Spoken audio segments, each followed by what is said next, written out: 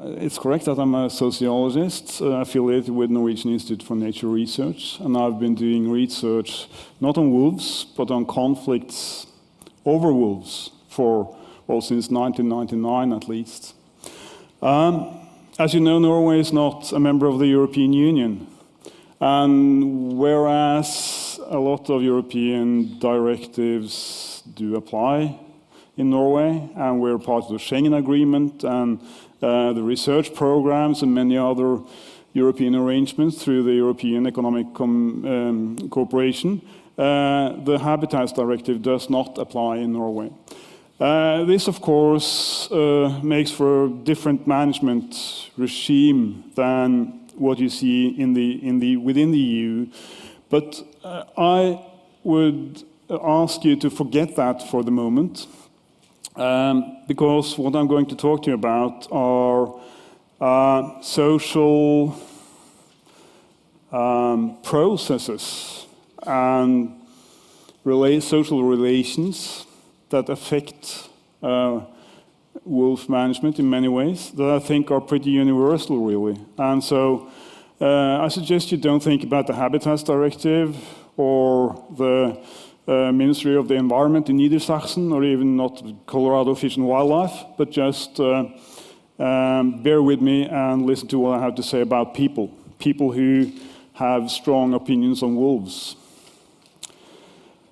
First, a little bit about wolves in Scandinavia.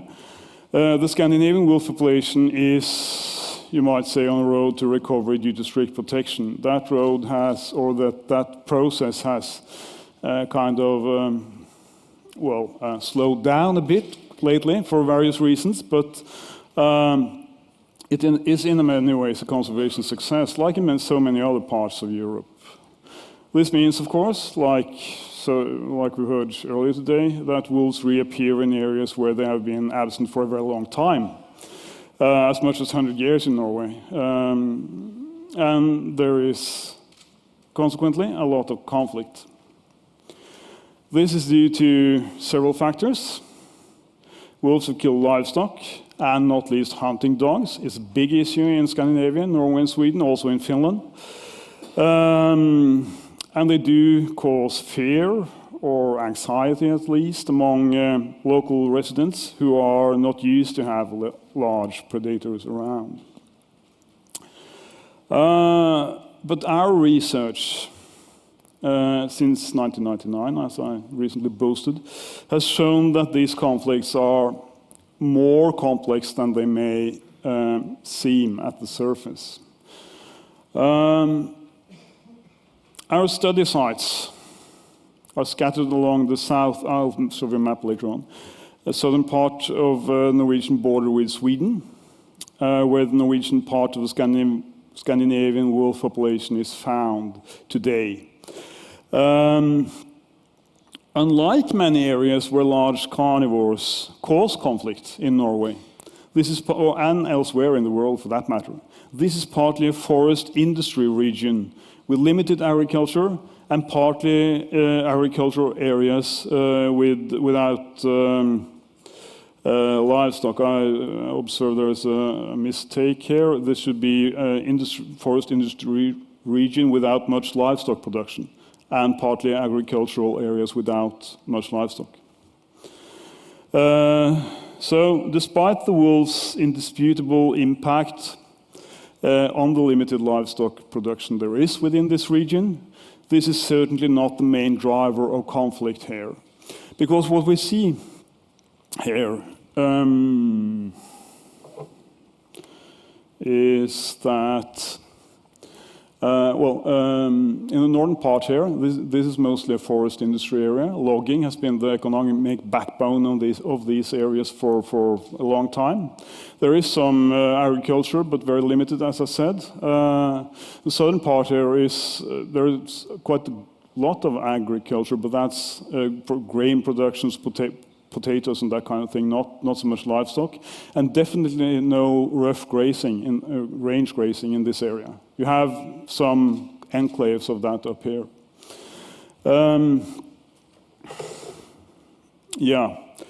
This zone is not very large. You can see the whole of Norway up here. And as you can see, it's a very limited area, really. About 5% of Norwegian land mass is covered by the wolf management zone.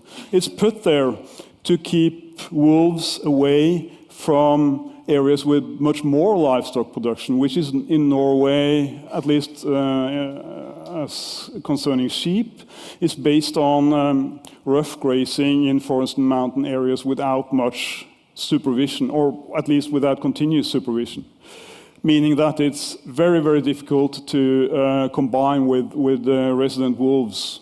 It's also difficult to combine with wolverines, brown bears, and lynx. So there's a lot of conflict in other parts of Norway as well, but not so much with wolves. But what we see, even so, is that the conflict level in terms of the, what you might say, the level of aggression that we may observe among people in this region here is extremely high. Higher, I would say, than in many areas where you have depredation problems caused by the other species. And also on the Swedish side of the border in Sweden here, you have the core of the Swedish wolf, the Swedish part of the Scandinavian wolf population would be found in this area. Also tremendous conflicts and almost not a single sheep. So what's driving these conflicts? What drives this level of aggression, to put it that way? Well, what we claim is that conflicts over wolves are social conflicts. As I said, they occur in areas with minimal material damage. And what we also see in our interviews, because we interviewed several hundred people over the years, I mean face-to-face interviews, focus groups, that kind of interaction with them, what we see is that people who oppose wolf protection are often much angry with their human adversaries than with the animals. They're much angry with urban conservationists and management agencies representing the central government than they are with the wolves themselves. So these conflicts reach beyond controversies over management practices. They are about wider processes of social change that are perceived as threatening by many people in rural areas.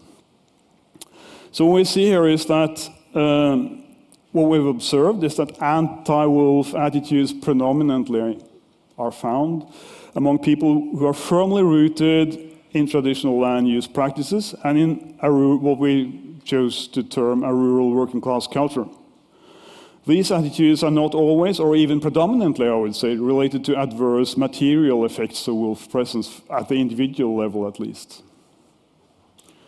Rather, wolf protection is perceived as a potent expression of a changing land use regime, seen as threatening rural economic activities and, importantly, traditional rural lifestyles. So the back curtain here, obviously, like elsewhere in Europe, is rural economic decline, leading to depopulation and dismantling of private and public services in rural areas, particularly in the more remote and marginal rural areas. And importantly, this happens in a time when a conservation ethos has achieved a dominant position in the public discourse, and increasingly manifests itself in practical land management, meaning, for example, restrictions on land use, new protected areas, and protection of species that were previously persecuted. Bounties were paid for wolf in Scandinavia up until the early 60s. So this change has happened relatively abruptly, and of course it's part of a much wider change, a much more comprehensive change in the way nature is viewed by significant parts of the population, at least. It's the race of mutualism, to connect to Mike's terminology, which also is obviously has practical implications, particularly in rural areas, through new management regimes.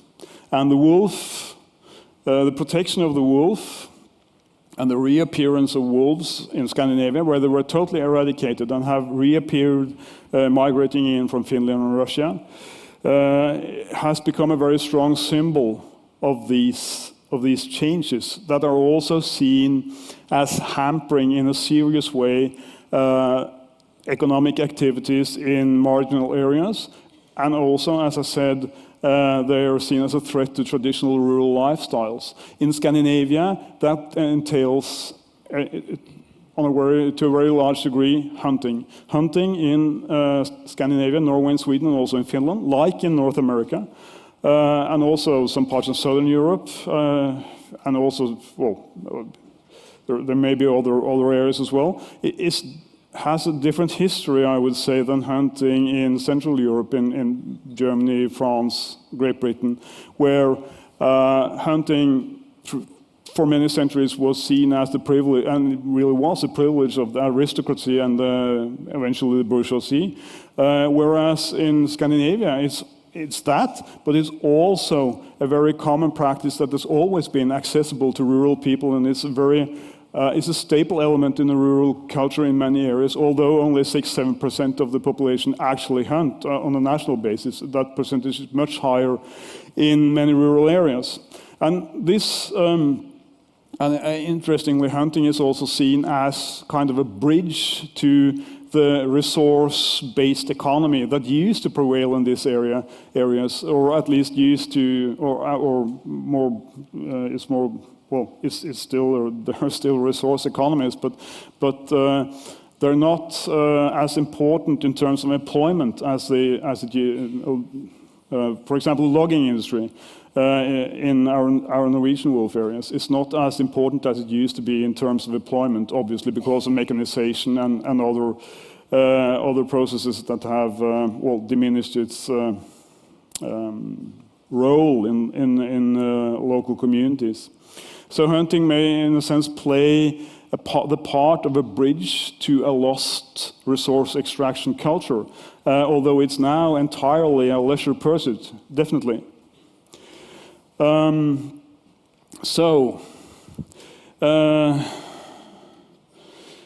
social groups interpret these changes in the cultural valuation of nature as driving forces behind the decline in resource industries, which is, I would say, is not correct. There are many other factors that obviously affect rural economies much more. But it is significant that these things happen in parallel, so that there may appear to be a connection. So that there are also, as I said, threats to traditional rural lifestyles, and that rests on harvesting resources. And whether that's objectively true or not is not the point here. The point is that fighting wolf protection may be understood as defending the rural economy and rural culture against harmful outside forces.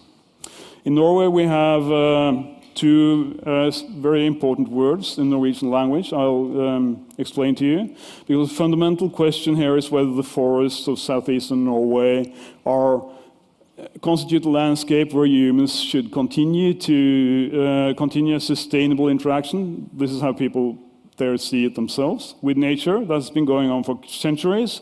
Or whether these forests should become a wilderness again. The concept of rewilding has become very popular in Europe. Seen from the outposts of rural Norway, it's a grave threat.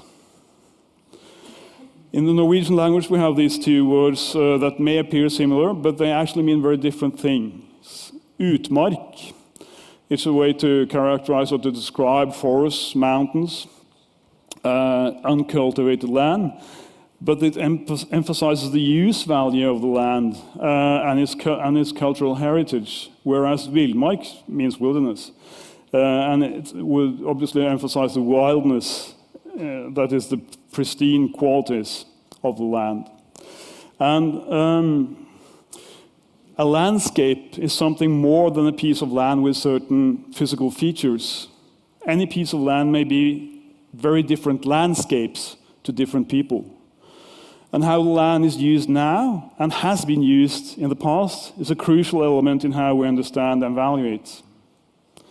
So these diverse understandings of the landscape have implications for what we think it should contain.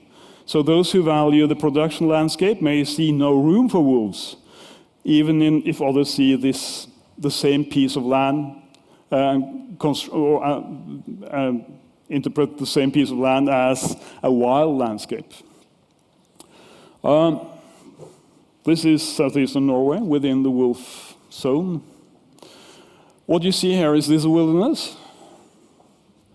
Well, it's certainly a lot of trees. These white spots here, what are those? Are they marshes, frozen lakes? No, they're clear cuts. This is logging territory. In the bottom of the valley here, you can't see it, you have a highway, a railway, and a big river with altogether, it's a very long river, but I think altogether it has 21 dams. In this area here, you have a big army base. And well, even if you shift your viewpoint a little, it's taken from basically the same place, you get the same impression. You could choose to see this as a wilderness, of course, and especially for people coming from other parts of Europe, it might look like one. But to others, this is very far from a wilderness. This is a landscape that's been used intensively for centuries and still is. This activity goes on there all the time in ways that not everybody would approve of, I must say. And modern logging is not necessarily a very environmentally friendly activity, but that's open to debate, of course. Clear cut. This is a more, well, romantic trace of human activity. This is an old summer farm. Used to be important for farms in Norway generally, to take the animals up to mountain pastures in the summer, complete with hare tracks in the snow. But this is the backside of the same coin. I mean, this is obviously an abandoned place. Well, it's maintained more or less, but it's not used. Maintained as cultural heritage, but it's abandoned. This place is also abandoned. The thing is that this looks much worse, and this is what people in rural areas see happening as a consequence of the economic decline in these areas. So that, as I said, a process running in parallel with the advance of a more conservation-oriented ethos in land management and in wildlife management. So it's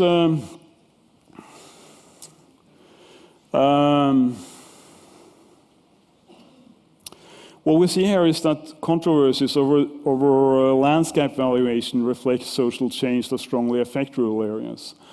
And this has to do with economic decline, as I said, coupled with this not only the onset of these new conservation, or the importance of the new conservation ethos in environmental management, but also what you might call urban expansion, both in a physical and a cultural sense. And that is important because these controversies also play out now within rural communities, reflecting changing demographics and a shifting economic base. Because small rural communities, depopulation, decreasing population is a problem, and is going on in most small rural communities. But the population that remains there, or at any given point, is there at any given point in time, has a different composition from what it used to most places. You have an influx of people with a different background and who will be lacking these deep roots in the traditional harvesting and resource extraction culture. People who move into the countryside because they seek wilderness, or even local youngsters who get their education and manage to get a job with a local council, for example, or in the school system, or in the service industry, tourism related, for example, bring with them a new way to value nature that is detached from these traditional perspectives based on the harvesting ethos. So what we might say here is that the wolves were very unlucky to arrive at a point in time when these conflicts were already so ripe. So they get tangled up in much bigger conflicts that has very little to do with wolves. I'm not saying that what the actual harm that wolves cause, for example, the effect or the way they affect hunting in Norway and Sweden, especially through killing dogs, is extremely important, not least in these areas. And obviously, if wolves, I'm not saying that wolves will not kill livestock if they get the chance, because of course they will. But what we see here is that even though they don't, because there's simply no livestock there, they still cause a lot of trouble, or trigger a lot of trouble. But it's no coincidence that they arrived when they did, because precisely the changes in valuation of nature that troubles many rural residents did actually pave the way for large predators, the return of large predators. We managed to, we weren't involved in it, any of us present here today, but people managed to get rid of them 100 years ago. It was hard work, of course, but they did it. They did remove them, so it would be no big problem to keep things that way. I mean, they didn't have to return. They only returned for one reason, and that is that an increasing portion of the population want them back. And that is because these value changes have taken place, like we heard Mike talk about earlier today. Mike talked about the role of religion, and I think there could be other changes in the way our economic system works that is as important for the growth of particularly those middle-class groups that I suspect are very, very well represented in this room today, at the expense, as it were, of other social groups. So, while it's certainly important to minimize practical problems caused by wolves, for example, to farmers and hunters, eliminating conflicts over wolves and other large carnivores is not realistic, because they're simply too deeply embedded in other and much more, might say, comprehensive conflicts driven by processes of social change that are far outside the jurisdiction of Colorado's Fish and Wildlife, for example, or even the Ministry of the Environment here in Niedersachsen. So this means that we should not be too disappointed even if we do not accomplish elimination of these conflicts. But I do think that I think such a realization may kind of create a more relaxed atmosphere. I've experienced that when I talk about this to Norwegian managers and policymakers, for example, that it's kind of, okay, it's not my fault, pooh. That may leave us with more energy to accomplish what is realistic, and several things are realistic, to take some edges of these conflicts. By